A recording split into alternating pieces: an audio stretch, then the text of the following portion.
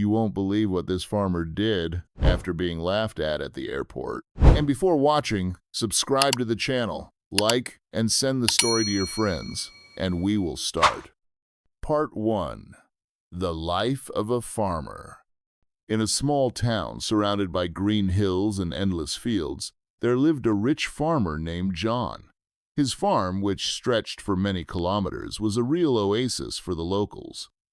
Wheat, corn, and other crops grew in her fields, as well as herds of cows and sheep. Despite his condition, John always preferred a simple life. He got up early every morning to take care of the animals and check the fields.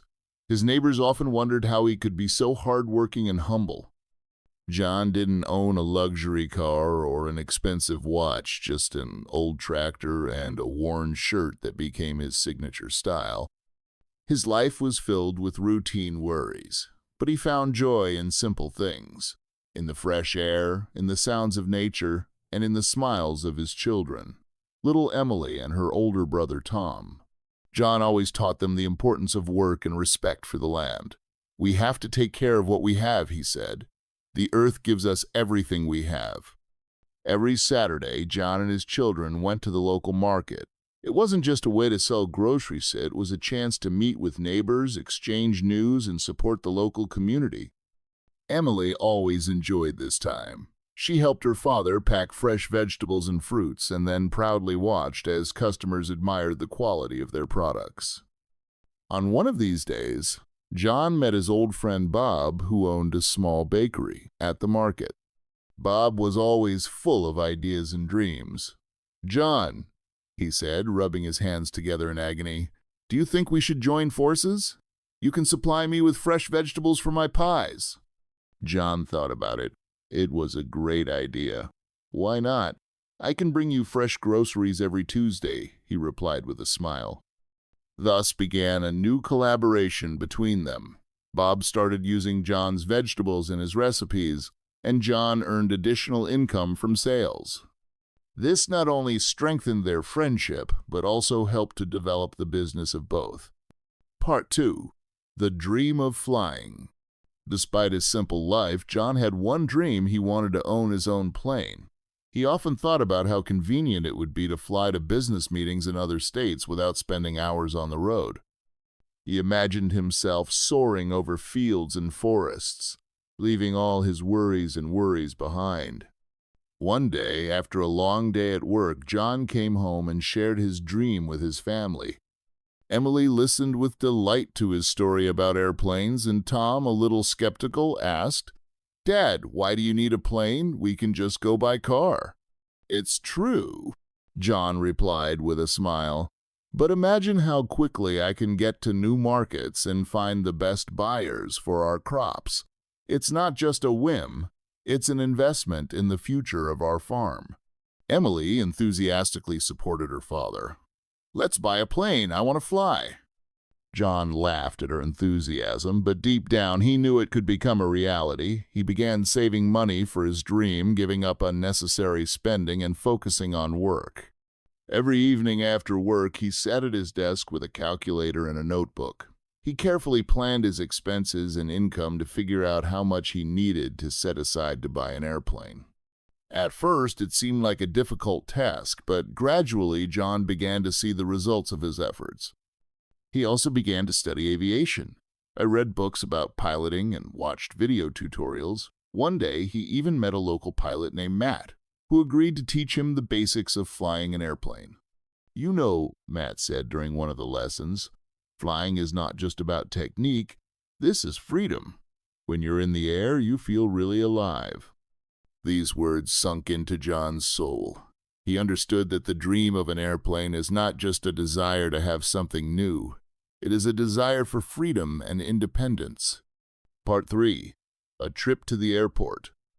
After several months of hard work and saving, John finally raised enough funds to buy a small plane. He decided to go to the nearest airport, which sold light aircraft. He was wearing his old worn shirt and jeans that day, which was his usual style. When John arrived at the airport, he noticed that there were a lot of people there, potential buyers who looked much more affluent. They were dressed in expensive suits and were discussing various models of airplanes. As soon as John entered the sales room, all eyes turned to him. People started whispering and laughing at his unremarkable appearance. "Look at this poor guy," one of the customers whispered to his friend. "For sure, he came just to watch." However, John ignored the taunts. He approached a salesman named Bob, introduced himself, and began discussing the details of the purchase. Bob, noticing his modest appearance, also grinned and thought that John would not be able to afford even the cheapest plane. "What's your budget?" asked Bob with slight disdain. "I'm looking for something simple and reliable," John replied. "Maybe something like a Cessna 172? Bob raised his eyebrows. "It's a pretty popular model. But do you have enough funds for such a purchase?" John just smiled and continued talking about the characteristics of the aircraft. When it came to completing the transaction, John took out a thick wad of cash from his pocket and started counting the money. Everyone around froze in surprise. The seller was shocked when he realized that in front of him was not just a farmer, but a real millionaire. "How come?" Someone from the crowd couldn't resist. "You look like you just came out of the field." John smiled and replied, "I prefer to invest in my work rather than in expensive suits. But today, I decided to make myself a present." After completing all the paperwork, John boarded his new plane with a sense of pride and happiness. He understood that this was not just a car, it was a symbol of his hard work and perseverance. Part 4. The First Flight. After the successful purchase of the plane, John was over the moon with happiness. He spent several days learning how to fly his new aircraft. His children were looking forward to the moment when Dad would take them on their first flight. Finally, the day of the whole family's first flight arrived. John gathered Emily and Tom and explained the safety rules to them. They were sitting on the plane with their eyes wide open, full of delight. "Ready for an adventure?" John asked with a smile. "Yes," the children shouted in unison. As the plane took off, Emily screamed with joy. "Look, we're flying over our house." She looked down at the fields and forests with admiration. Tom was also impressed. "Dad, this is incredible. How high are we flying?" John was enjoying the moment with the kids. He understood that this dream was not just for him. It brought joy to the whole family. While they were flying over their native expanses, Emily suddenly asked, "Dad, can we fly to Grandma?" "Of course," replied John with a smile. "That's a great idea." They decided to make a short flight to John's grandmother, who lived in a nearby town. It was a great decision to spend time with the family and show the children new horizons. When they landed near Grandma's house, she ran out to meet them with joy on her face. "I'm so glad to see you." "Stop it!" she screamed. John hugged his mother. "We decided to surprise you." The family had a wonderful day together. They cooked with fresh produce from John's farm and told Grandma about their adventures. Part 5. New Horizons. Despite his success in business and new opportunities thanks to the plane, John had new ideas about expanding his business. He began to think about how he could use his new transport to deliver groceries to other cities. One evening, he gathered the family for dinner and discussed his thoughts. "I'm thinking about starting to deliver our organic products to neighboring cities by plane." Emily looked at her father with interest. "That sounds great. We'll be able to sell more vegetables." Tom added, "And we can expand our business." "Dad, are you really thinking about this?"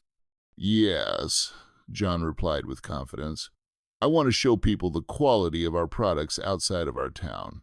From that moment on, the family began to actively work on planning food delivery by plane. They developed a marketing strategy and started looking for potential customers in other cities. Part 6. Problems with competitors. However, not everything went smoothly. With the increasing success of John's business, competitors appeared who began to notice his growth and tried to undermine his reputation. They spread rumors that his products were of poor quality and that he was using unfair business practices. John was aware of the rumors and understood the need to protect his reputation. He began to actively participate in the social life of the city. He organized charity events and helped local farmers. At one of these events, a local journalist named Laura approached him. "John, I've heard about the rumors surrounding your business. Are you not going to keep quiet about this?" "No," John replied flatly. "I want to organize a press conference for the local media and dispel these rumors once and for all." Laura nodded. "That's a great idea. I can help you with the organization." A press conference soon took place. John spoke in front of the local news cameras. "I've always used only natural fertilizers," he said confidently. "My family has been working on this land for generations. I will never allow myself to use chemicals." The locals began to support him after this statement. They knew him as an honest man. Part 7. Getting back to the roots. Despite his business successes and new opportunities thanks to the plane and the press conference, John never forgot about his roots. He continued to work on the farm with the children, teaching them the importance of family values. One night during dinner, Emily asked, "Dad, will you ever regret buying a plane?" John thought for a moment, then replied, "Sometimes I think about it, but I realize that my success is not just about a plane or money. It's an opportunity to do what I love." Tom nodded his head. "We're proud of you, Dad." At that moment, they heard a knock on the door. It was their neighbor Peter asking for help. His cow was stuck in the pen. "Of course," John said right away. He gathered the children and, together with Peter, went to his aid. When they arrived at the scene, the situation turned out to be quite difficult. The cow was panicking, trying to escape from the pens. "Don't be afraid," John said calmly to Peter. "We have to tread carefully."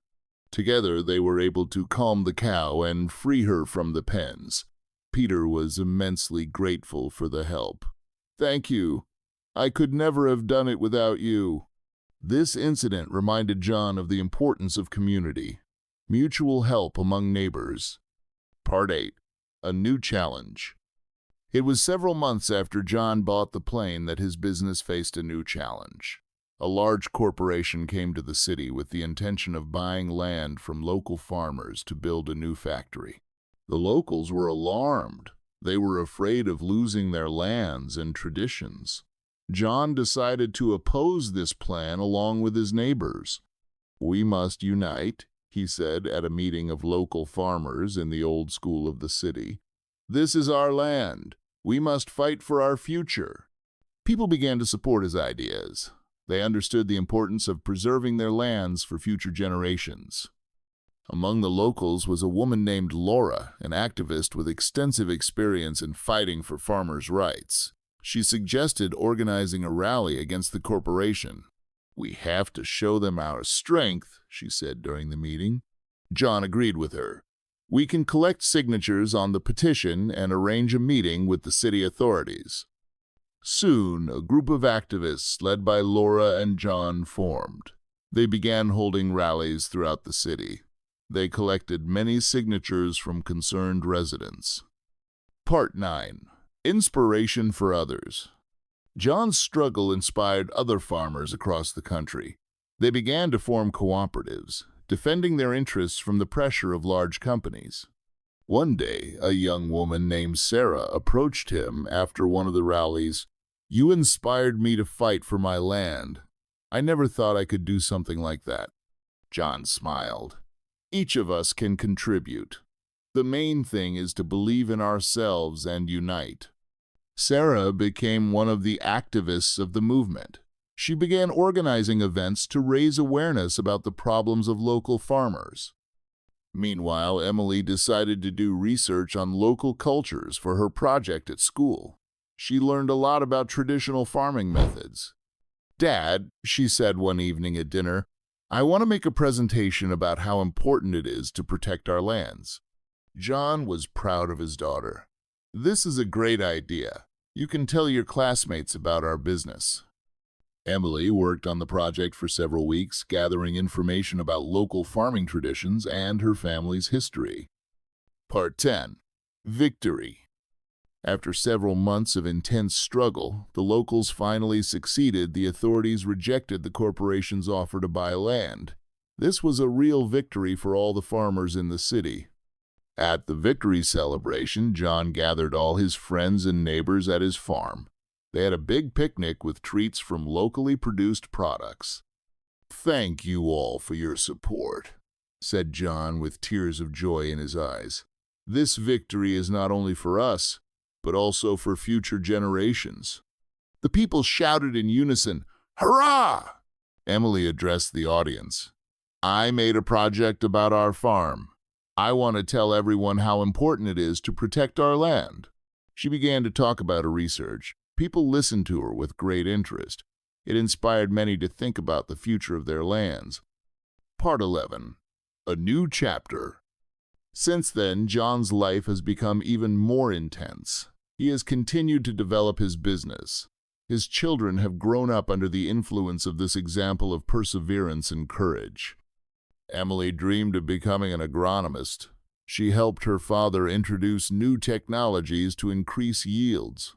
Tom wanted to become a pilot. He continued to learn how to fly an airplane with Matt. One evening, the family gathered for dinner again. The dishes from their farm were on the table again. "Dad," Emily asked with a smile, "when are we going to fly again?" "How about next weekend?" John replied with a smile. "Yes," the children shouted in unison. John knew that despite all the difficulties, they would always be together as a family, ready to overcome any obstacles for the sake of their future. Part 12. Long-term plans. Every year, the farm became more and more successful thanks to the efforts of the whole family. They were able to expand their area to grow new crops. One day, John gathered his family for dinner. He wanted to discuss his long-term plans. "I'm thinking about starting to produce organic products," he said seriously. "It might attract more buyers." Emily was excited about the idea. "It's going to be great! We can try to grow mangoes or pineapples in the greenhouse."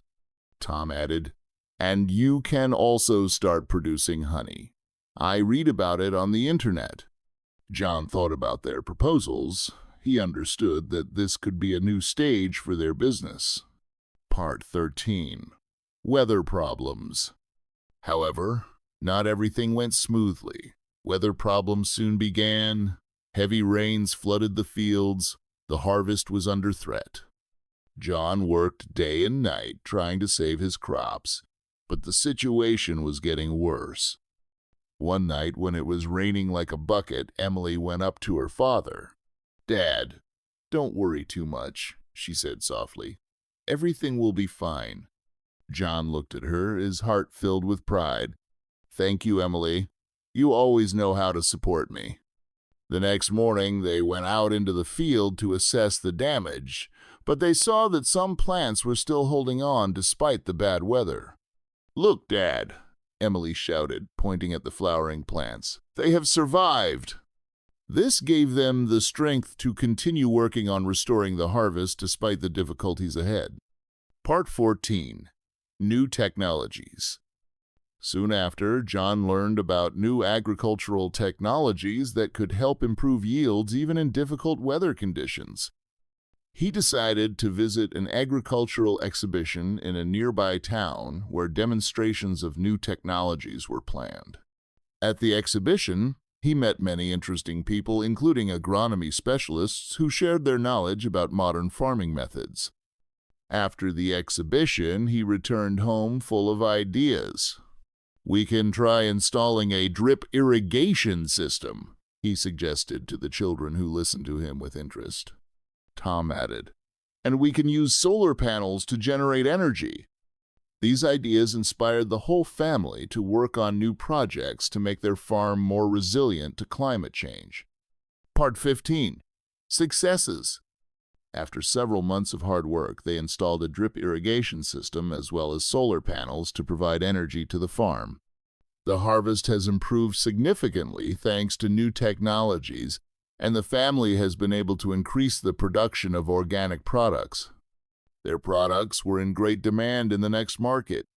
"Your tomatoes are just great," admired one of the customers, trying a fresh product right at the place of sale. John felt proud of his achievements. "This is the result of our work," he told the children when they returned home after a successful day at the market. Emily added, "And this is just the beginning. We can achieve even more." Part 16. Community. With the increasing success of their business, the family began to actively participate in the life of the community. They organized open days on their farm to show people the process of growing organic products. They also started holding gardening workshops for children. This attracted the attention of many families from the city. People came to see the vegetable growing process, and they even collected seeds for planting at home. Over time, their farm has become a center of attraction for many who want to learn more about agriculture, and it brought joy to the whole family. They felt like they were part of something bigger. Their efforts helped other people learn how to take care of nature and respect the land.